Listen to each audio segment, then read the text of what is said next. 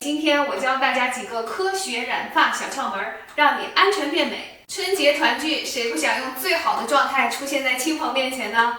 染发无疑是让颜值快速提升的最佳方式，但是很多粉丝表示被我之前的科普吓到了。虽然很想变美，但是又不想让头发越染越白，越染越差，那该怎么办呢？所以今天我教大家几个科学染发小窍门，让你安全变美。首先，你要会选染发剂。根据剂型的不同，染发剂可以分为非氧化型染发剂和氧化型染发剂。根据颜色保湿度，染发剂又可以分为临时、半永久和永久染发剂。氧化型染发剂等于永久染发剂，非氧化型的染发剂都是临时或者半永久的。非氧化型染发剂一般比较安全甚至有的还有调理功效，像之前推荐过的利康昆布就是这一类。真正的纯植物染发剂也是这类。不过有一个例外，就是之前火爆全网的醋酸铅染发剂。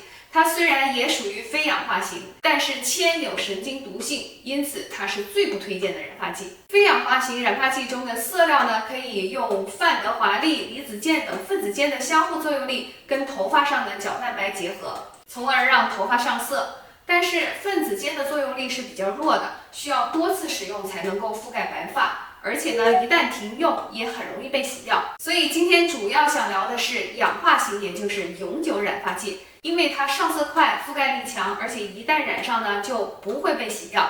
颜色选择也很多，非常适合需要立刻变美的小伙伴。氧化型染发剂的工作原理跟非氧化型是完全不同的。首先，配方中的碱剂能打开头发的角质层，也就是头发的毛鳞片。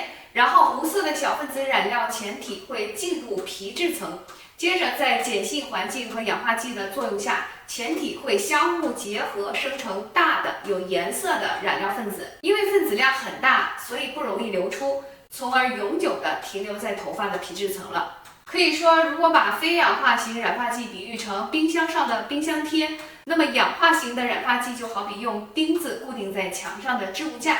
要做到如此牢固，配方里面必须含有以下几种物质。首先是碱剂，比如说氢氧化铵和三乙醇铵。然后是小分子的染料前体，比如对苯二胺和键苯二酚。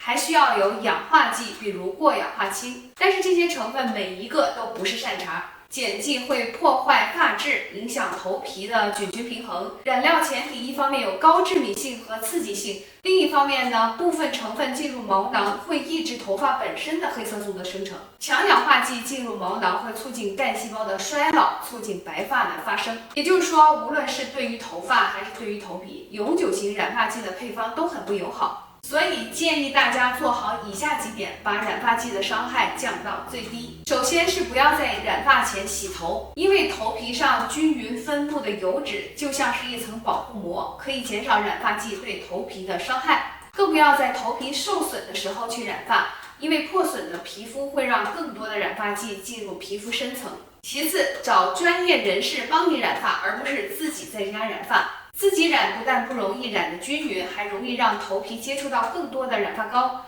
特别是那种家用的泡沫型染发剂，不但会接触头皮，还会因为按摩促进它的渗透，杀伤力极强。把头发交给专业的 Tony， 并且呢，拜托他尽量不要碰到头皮，这样不但染出来的效果更好，还能减少伤害。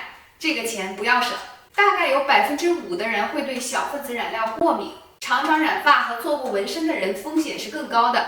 如果能提前1天去 Tony 那里做个皮试是最理想的。没条件的话呢，也可以带上芦荟胶、舒缓霜或者是类固醇膏，甚至带上抗过敏药来以防万一。轻微过敏和刺激呢，可以通过外涂霜膏来缓解，也可以适当的口服抗过敏药。但如果过敏严重，则需要立刻就医。如果想把染发剂对头发的伤害降到最低，可以带上有修复功能的产品，比如优家的发膜1号，或者是之前推荐过的精华。然后呢，让 Tony 把精华加到染发膏中，染发的同时，活性成分也会一同进入皮质层。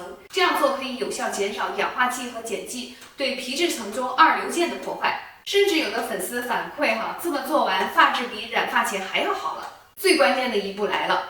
染发完之后呢，记得立刻涂抹头皮精华，比如优家的小奶瓶和 Isomos 的头皮精华，因为这些精华中的抗氧化剂能够有效的还原过氧化氢，另外，这2款精华中还含有促进黑色素合成的成分，减少染发剂中键苯二酚等物质对毛囊黑色素细胞的抑制作用。据我了解目前市面上仍然还没有出现足够安全又足够好用的染发产品，消费者只能取一头，要么求方便，要么求安全。好在呢，科学也在不断的发展以前介绍过的酪氨酸酶和人工合成黑色素等新型的染发原材料呢，已经渐露头角了。相信完美型的染发剂的诞生也不会太久了。让我们再往远处想想随着基因检测、转录组和表观叶酸学检测技术的成熟和进步呢，人们可以个性化的定制白转黑的产品和防脱发产品。